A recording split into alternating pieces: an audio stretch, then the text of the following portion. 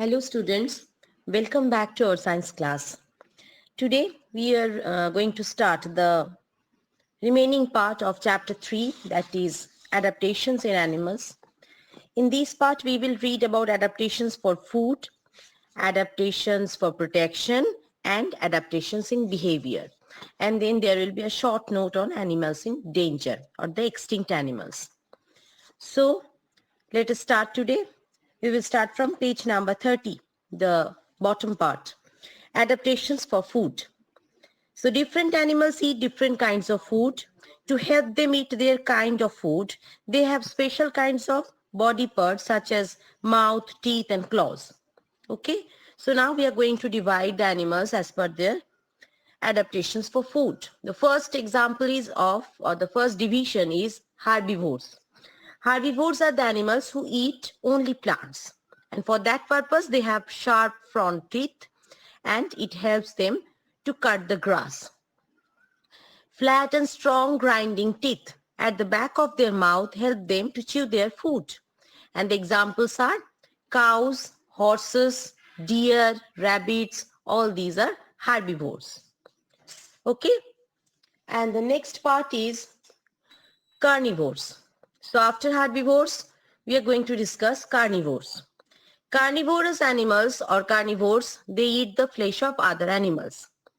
And for the same purpose, they have sharp teeth and claws. And it helps them to tear out the flesh of their prey. Now birds like eagles, hawks, they eat flesh. And for this purpose, they use their sharp claws to catch them and hold on. Okay. So they have a hooked beak to tear the flesh also. And the examples are wolves, tigers, lions, eagles, falcons, etc. Okay. So after herbivores and carnivores, the next one is omnivores. In the same way that we have already learned in plants. Omnivores are animals that eat both plants and other animals. Okay. So they have both sharp front teeth for tearing the flesh and strong flat molars for grinding the food. And the example, the highest example of this group is human. Apart from that, there are dogs, bears, sparrows, crows, etc. Okay. So now we are going to parasite. The organisms that live on or inside the body of other organisms, they are called parasites. Examples, leeches, lice, these are parasites. The organisms from which parasites derive their food. So since they are living on the body of other organism, from that part they are deriving their food. And this organism on which they are living, that is called host. So let us take one example, tapeworm. Tapeworm is a parasite that can live inside the body of a host, such as human beings, dogs, pigs, etc. And parasites cause harm to the host. That is quite obvious. Now we will go to page number 32. Scavengers. Who are scavengers? They are the animals that eat dead animals, like vultures, hawks, hyenas. These are scavengers. Most of the scavengers, they have extraordinary sense of smell and excellent eyesight. So these are the two special qualities of scavengers. One is extraordinary sense of smell and the second one is excellent eyesight. Hyenas have very strong jaws to crush bones. Very important point that hyenas have very strong jaws and it helps them to crush the bones. Now we will go to the next topic, that is adaptations for protection. So different animals have different features which are the features of adaptation and it helps them for protection. So these features are helpful for their own protection. Okay, so animals have developed various ways to protect themselves from their enemies. Some animals like buffaloes, fish, birds, elephants, they always stay in groups. Okay, not alone. And it helps them to protect themselves. Whenever there will be any danger, they will react as a group, not as an individual. Buffaloes and elephants form a circle around their young ones to protect them. So it's a very nice feature, isn't it? The elder ones will make a circle around the young ones and that will help the young ones to feel secure. Now, some animals like deer, kangaroos, they have strong legs that enable them to hop and run very fast to escape from their enemies. Whenever enemy will chase them, they will have strong legs. They have their strong legs, and that will help them to hop and run. That is to flee from the place. Animals like rhinoceros, buffaloes have horns that help them to protect themselves for their defense purpose. Now, tortoises, snails, they have a hard shell on their body. So all these are features that help to prevent their enemies, to keep their protection. These hard shell, these horns, all these things are the features that help them to maintain their life, their protection. Okay? And whenever these animals like tortoise, snails, whenever they sense any type of danger, what do? They hide themselves inside their shell. A porcupine has sharp spines. They have sharp spines on their body. And these spines help them for their own protection, because it is very much injurious for others' enemies if that spine will be pricked on their body.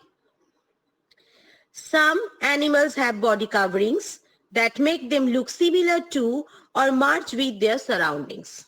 Very important feature. It is called camouflage. They have some features, some coverings on their body that is exactly similar to their surroundings. They cannot be differentiated from their surrounding. Such an adaptation helps them to blend with their surroundings so that other animals cannot spot or kill them for food. Okay, so their enemies will not be able to differentiate them from their surroundings, and that will be an added advantage. They will be saved. Leaf frogs and scorpion fish change their appearance to match their surroundings. They can change their appearance all on a sudden, and that is to match with the surroundings. A stick insect looks like a twig or a leaf of a plant. I hope all of you have seen this one, a stick insect. It is very frequently seen on the plants. These camouflage helps them to stay safe from their predators, from their enemies. A herd of zebras looks like a mass of black and white stripes rather than individual animals from a distance. If you look them from a distance, they will look like just black and white stripes, not an individual animal. A polar bear has white fur that helps it to merge with the color of surrounding ice. A chameleon changes its color to blend with the surroundings. A cuttlefish has an ink sac. Important thing, please underline whenever you are reading the book. A cuttlefish has an ink sac on its body. We are now on page number 33. On sensing danger, it releases the ink which makes the water around it blue in color. The enemy is unable to see the fish in colored water, and the fish swims away to safety. So that is their way of being safe. A pufferfish inflates the body to twice its size. Can you see the picture of pufferfish? It inflates its body to twice its size when faced with danger. Therefore, it is also known as the balloon fish. It then looks like a spherical ball with spines all over, which helps it to stay safe from the predators. Nobody will come to it. All the spines throughout the body. So these are the different ways by which animals save themselves. These are the measures for protection. Adaptations in behavior. Animals also develop special habits to suit their surroundings. Okay? They sometimes develop their special habits to suit in their surroundings. Some important features are these: migration, estivation, hibernation, etc. Some animals find it difficult to survive in winters due to the extreme cold and also because of shortage of food. So what do? They travel very long distances to reach warmer places where there is enough food. When winter ends, they travel back to their own homes. This movement of animals from one place to another for feeding or breeding is called migration. So there are two purposes of migration. One is feeding, one is breeding. The Siberian cranes come to India every year from Siberia in order to escape the severe cold. The Arctic terns travel about 80,000 kilometers round trip between Arctic and Antarctica annually. That is every year. They breed in the Arctic and live in Antarctica. So now we will move to page number 34. Some snakes, lizards, the Arctic ground squirrel and frogs, they cannot survive in the cold winter months. So they eat a lot during summer and store the extra food in their body as fat. How the food is stored? It is stored as fat. When winter comes, they sleep in caves or underground holes for many months. And this process is called hibernation. These animals are able to survive on the extra fat that is stored in their body. And the last point is of estivation. Some animals such as crocodiles and lungfish go to sleep for a long time during hot and dry period to avoid extreme heat. This is known as estivation. So if the estivation is for winter, it is called hibernation. If it is for a sort of same procedure is estivation. If it is for summer, it is called estivation. Many animals such as elephants have the habit of living together in large families or communities. They help each other to find food, defend themselves from enemies, and look after the young ones. Now we will proceed to animals in danger.